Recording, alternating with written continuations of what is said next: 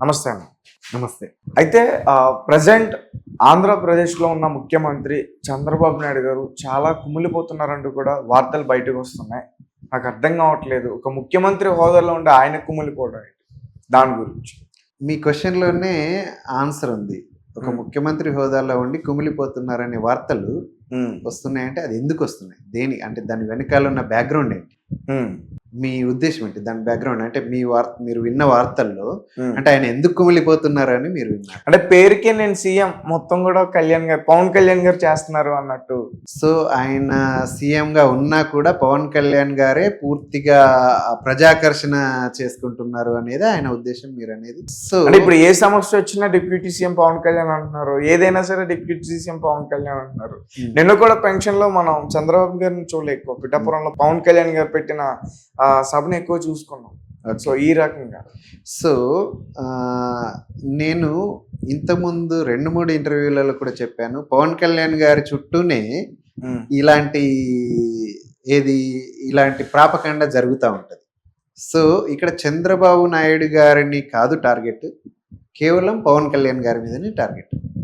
పవన్ కళ్యాణ్ గారికి చంద్రబాబు గారికి ఏదైతే ఉందో రిలేషన్, దాన్ని ఎలా బ్రేక్ చేయాలి, ఏదో రకమైన ఒక సమస్యని సృష్టించి, ఒక ప్రాపగాండాని సృష్టించి, దాని నుంచి వాళ్ళ దాకా అంటే వాళ్ళిద్దరి మధ్యన ఎలాంటి గ్యాప్స్ని సృష్టించాలనే ఉద్దేశంతో ప్రతిపక్షాలు కానీ లేదంటే వాళ్ళు గిట్టిన వాళ్ళు కానీ చేసేటివి రెగ్యులర్గా జరుగుతూనే ఉంటాయి. సో ఈ విషయానికి వస్తే ఓకే, చంద్రబాబు గారు కుమిలిపోతున్నారు, పవన్ కళ్యాణ్ గారికి ప్రజాకర్షణ ఎక్కువ ఉంది అనే విషయానికి వస్తే, పవన్ కళ్యాణ్ గారికి ప్రజాకర్షణ మాత్రమే బలం. He's a celebrity. ఆయన ఒక పవర్ స్టార్గా ఆయన ఆ రాజకీయాల్లోకి రావడానికే ఆయన ప్రజాకర్షణనే బలం. ఆయన డబ్బులో లేదు అని అంటే ఆయన రాజకీయ ఫ్యామిలీ నుంచి రాలేదు. సో ఆయన ప్రజల్లోకి వచ్చిందే ప్రజాకర్షణతో. ఏ విధంగా చూసినా ఆయనకు ప్రజాకర్షణ డెఫినెట్లీ ఉంటుంది. అదేవిధంగా గవర్నమెంట్ ఫామ్ అయ్యి 1 month కూడా అవ్వలేదు. ఇప్పటిదాకా ఇంకా పోర్ట్ఫోలియోస్ కూడా స్టెబిలైజ్ అవ్వలేదు, ఇంకా క్యాబినెట్ విస్తరణ పూర్తిగా జరగలేదు. అలాంటి సందర్భంలో ఏంటి అని అంటే పూర్తిగా అంటే గవర్నమెంట్ ఏదైతే బర్నింగ్ టాపిక్స్ ఉన్నాయో వాటి మీద ఇంకా ఫోకస్ పెట్టలే. అంటే బర్నింగ్ టాపిక్స్ ఈ పోలవరం లాంటిది కానీ, లేదు అని అంటే ఏది మనకు విభజన హామీలు ఏవైతే ఉన్నాయో వాటి మీద కానీ ఇప్పటిదాకా ఇంకా ఫోకస్ పెట్టలే. అదేవిధంగా రాజధాని నిర్మాణం విషయంలో కానీ చాలా పెద్ద పెద్ద బర్నింగ్ టాపిక్స్ ఉన్నాయి అక్కడ. పెన్షన్ అనేది చాలా చిన్న విషయం అక్కడ. అది ఏంటి అంటే పవన్ కళ్యాణ్ గారు నిన్న మీటింగ్లో చెప్పారు, నేను ఒక పెద్ద మీటింగ్ ద్వారా నన్ను ఇంత అంటే 2 సార్లు ఓడిపోయిన తర్వాత నన్ను ఇంత మెజారిటీతో క్లియర్ కట్ విజయాన్ని అందించిన నా ప్రజలతో నేను కృతజ్ఞత చెప్పుకోవడానికి నేను ఒక పెద్ద సభ నిర్వహించాలి అని అనుకున్నాను. కానీ దానికి చాలా వనరులు అవసరం. మానవ వనరులు అయితేనేమి, లేదు అని అంటే డిపార్ట్మెంటల్ సపోర్ట్ అయితే ఏమి, ఇలాంటివి చాలా అవసరం పడుతుంది. సో అవన్నీ అవాయిడ్ చేయడానికి నేను ఆ సభని పెట్టదలుచుకోలేదు. నేను మీ దగ్గరికి వస్తాను, పిఠాపురంలోనే ఉంటాను, పిఠాపురంలో ఇల్లు తీసుకుంటాను అని చెప్పాడు ఆయన. పిఠాపురం ప్రజలకి ఆయన కృతజ్ఞతని చెప్పడానికి వెళ్ళాడు. సో మొదటిసారి అక్కడికి వెళ్ళాడు కాబట్టి అక్కడ ఒక స్కీమ్ని అనౌన్స్ చేయాలి అనేది, ఆయన పోర్ట్ఫోలియోకి రిలేటెడ్ స్కీమ్ని అక్కడ ఆయన అనౌన్స్ చేశాడు. అంతేగాని డీవియేట్ చేయడమో లేదంటే బైపాస్ చేయడమో ఆయన ఉద్దేశం కాదు. Okay, definitely. సో ఇది ఏదైతే మీరు చెప్తున్నారో డెఫినెట్గా ఏంటి అని అంటే నేను ముందుగా చెప్పినట్టు మళ్ళీ అదే చెప్తాను, అది ప్రతిపక్షాల కుట్రని.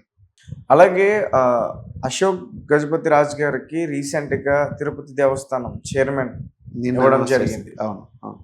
అంటే యాక్చువల్గా ముందు నుంచి కూడా నాగబాబు గారికి ఇస్తారనే ఒక టాక్ బయటకు వచ్చింది.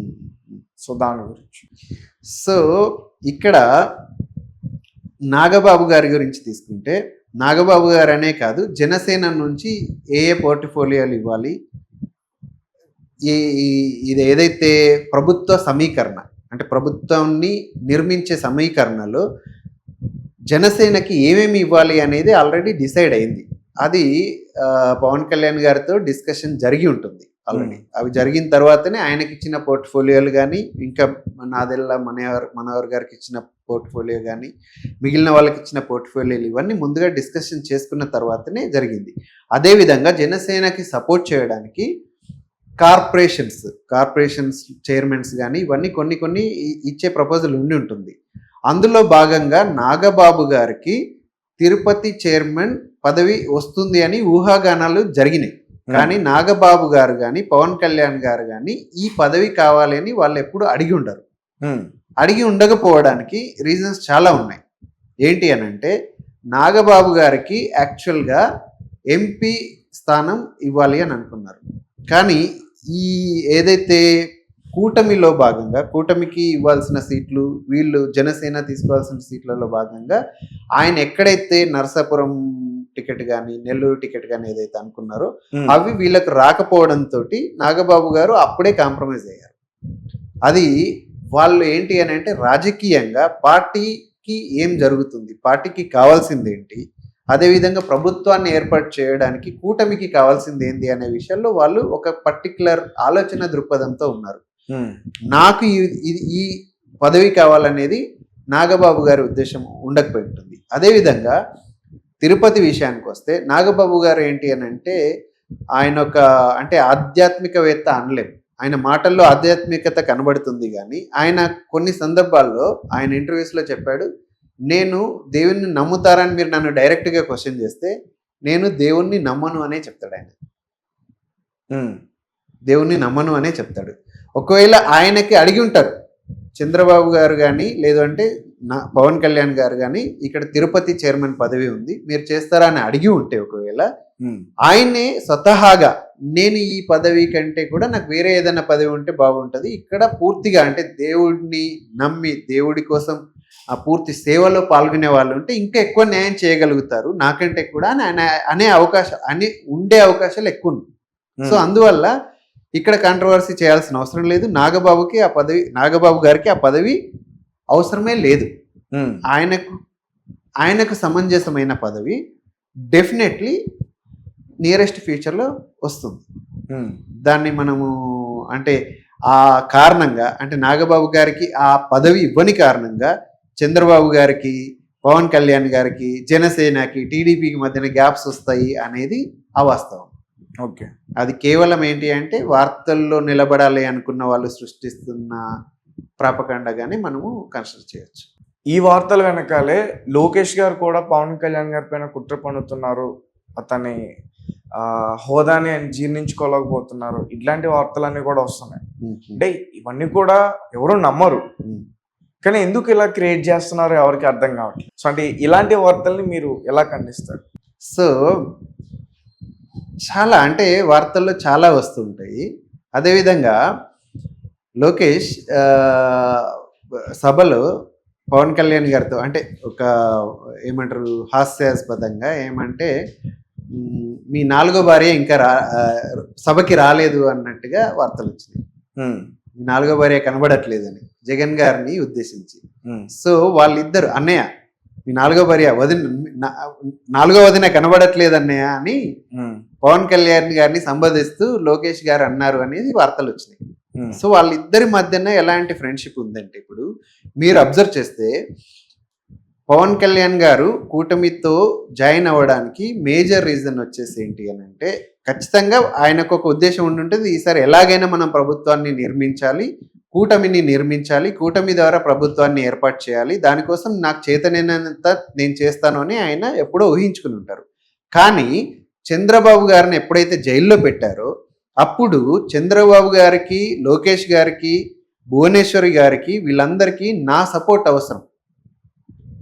నేను వెళ్ళి వాళ్ళు మానసికంగా బాగా కృంగిపోయారు ఆ మూమెంట్లో. వాళ్ళకి నేను సపోర్ట్గా నిలబడాలి, వాళ్ళకి అండగా ఉండాలి. ఇది మంచి పరిణామం కాదు.